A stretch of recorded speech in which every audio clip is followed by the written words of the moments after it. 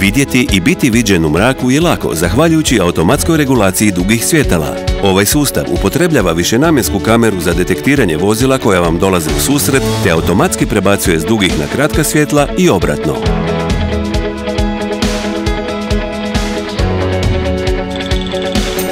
Za aktivaciju automatske regulacije dugih svjetala na zaslonu infotainment sustava idite na vozilo, postavke, zatim svjetla i označite potvrdni okvir pored regulacija dugih svjetala. Dodirnite vrijeme uključivanja. Odaberite rano, srednje ili kasno vrijeme reakcije automatske regulacije dugih svjetala. Namjestite prekidač za glavna svjetla na auto i aktivirajte ručicu za duga svjetla. Zasvijetlit će ikona automatske regulacije dugih svjetala. Želimo vam sigurno putovanje uz automatsku regulaciju dugih svjetala.